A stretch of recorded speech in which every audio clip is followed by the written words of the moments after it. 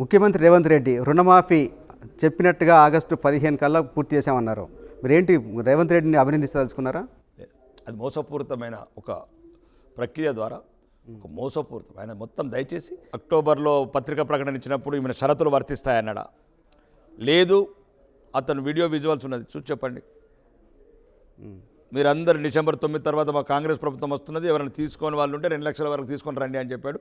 ఆ video visual ఉన్నది. షరతులు వర్తిస్తాయని ఇట్లా చెప్పిండా? ఇక మీరు తీసుకునే ముందు ఈ షరతులు వర్తిస్తాయని లేదు. 2 లక్షల రుణమాఫీ వరకు రాష్ట్రంలో ఉన్న రైతాంగానికి మొత్తం చెప్పాడు. 70 లక్షల మంది రుణ ఖాతాలని, అది కాకుండా 66 లక్షల మంది రైతు బంధు హోల్డర్స్ ఉన్నారు, ల్యాండ్ హోల్డర్స్. అతను చెప్పింది ఏంది? మొత్తానికి రాష్ట్రంలో ఉన్న రైతులకు 2 లక్షల రుణమాఫీ ఉన్నది. ఎక్కడన్నా దయచేసి ఒక్కరన్నా రండి చర్చలకు. నేను అందరితో, కాంగ్రెస్ నాయకులతో అందరితో ఉన్నా. వీలైతే ఎవరికైనా మిస్ అయితే వాళ్ళకు కూడా ఇస్తామని చెప్పి మంత్రి చెప్తున్నారు. చెప్పిందేనండి సార్.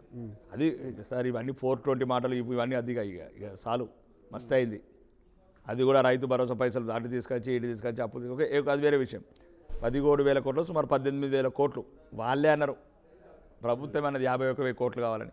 తర్వాత 40,000 కోట్లు అన్నారు, 45,000 కోట్లు అన్నారు, 40,000 కోట్లు అన్నారు, 30,000 కోట్లు అన్నారు, 35,000 అన్నారు, 31 అన్నారు. లాస్ట్కు 17,000 ఎట్లా అయిపోయిందండి?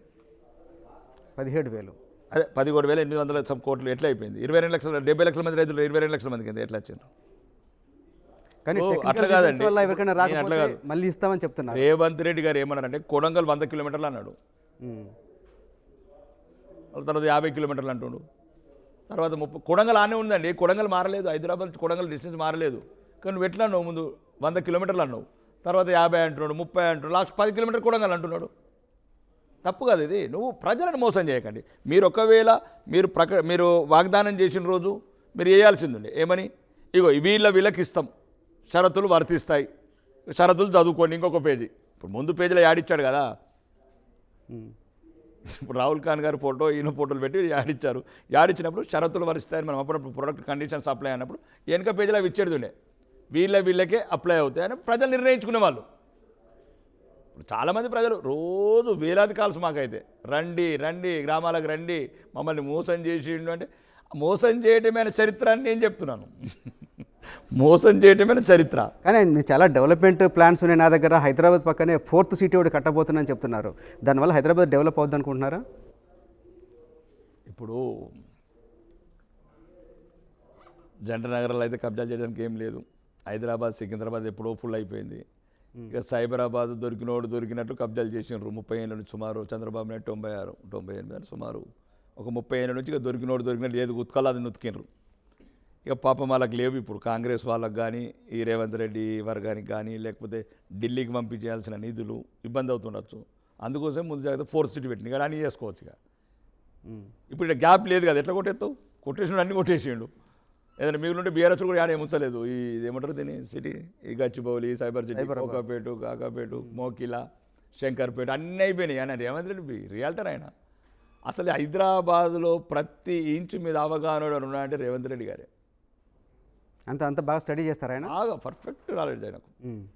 కాబట్టి ఇక్కడ ఏం లేదు, ఎవ్రీథింగ్ ఇస్ క్లియర్. కానీ ఆయన ఒక అంతర్జాతీయ ప్రమాణాలతో ఒక సిటీ కడతామంటే మీకు ఎందుకు దాంట్లో నెగటివ్ అనిపిస్తుంది? ఫస్ట్ అంతర్జాతీయంగా సిటీ కట్టాలనుకున్నప్పుడు మొత్తం మార్కింగ్ చేయు. మీ వాళ్ళందరికీ సేమ్ ఇప్పుడు అమరావతి లాగా చేస్తాను కూర్చున్నాడు. 4th సిటీ అని మొత్తం ఉన్న వాళ్ళందరితో ఎక్కడెక్కడ భూములు కొనుక్కోవాలి అప్పుడు డిక్లేర్ చేస్తాడు. ఆయన నోటికి వచ్చింది 4th సిటీ అంటే అయిపోయినా ఈ నుంచి 200 మీటర్ల హైకోర్టు నుంచి ఉన్నది కదా, నోరు ఉన్నది కదా అని ప్రజల్ని మభ్యపెట్టడమేనా? ముందు ప్రజలకు ఇచ్చిన వాగ్దానాలు చూడండి, ఇవన్నీ చూద్దాం. మూసి గూసి ఇవన్నీ చూడొచ్చు. ఎక్కడ ఇప్పుడు మహిళలకు 2,500 ఇస్తాను, దానికి ప్రసక్తి లేదు. రైతు భరోసా 15,000, దాని ప్రసక్తి లేదు. 2,000 రూపాయల పెన్షన్ 4,000 ఇస్తాను, అది లేదు. ఇంత రేషన్ కార్డులు లేని వాళ్ళందరికీ ఇస్తాను, అది లేదు. కౌలు రైతులకు ఇస్తాను, అది లేదు. ఆటో రిక్షా డ్రైవర్లకు పని, అది లేదు. విద్యార్థులకు విద్యా నిధులను, అది లేదు. విద్యార్థులకు ఉద్యోగాలను, అది లేదు. కానీ వాళ్ళు గవర్నమెంట్ వచ్చి 8 నెలలు అయింది. 8 నెలల్లోనే మొత్తం అన్ని అమలు కావాలని చెప్పి మీరు కోరుకుంటున్నారు సార్? ఫస్ట్ మీరు వాళ్ళకి ఇంకొక 4.5 సంవత్సరాలు టైం. ఇప్పుడు మీకు గూడు నీడలేదు, ఫస్ట్ మీకు ఇల్లు లేదు, రేషన్ కార్డు లేదు, పెన్షన్ లేదు. రాష్ట్రంలో ఉన్న పేదోళ్ళు తల్లడిల్లుతున్నారు. నేనైతే రేవంత్ రెడ్డి కాలు మొక్కడానికి కూడా సిద్ధం ఈ విషయంలో. దయచేసి దేనికోసం? ఈ పేదలకు ఇల్లు, రేషన్ కార్డులు, పెన్షన్లు అవి ఇవ్వండి ముందు. సార్ పిల్లలకు హాస్టల్ లేవు సార్, స్కూళ్ళలో టీచర్లు లేరు, గోడలు లేవు, బాత్రూములు లేవు. ఒకడు మూసి అంటాడు, ఒకడు ఫోర్త్ ఏమైతే పాగలైపోయారు వీళ్ళంతా పాగలగాళ్ళు. సబ్కు సబ్ పాగలోగే. ఏ క్యా బాత్ హై? అసలైన తొలి వెలుగు. ఫాలో వాట్సాప్ @తొలి వెలుగు అఫీషియల్.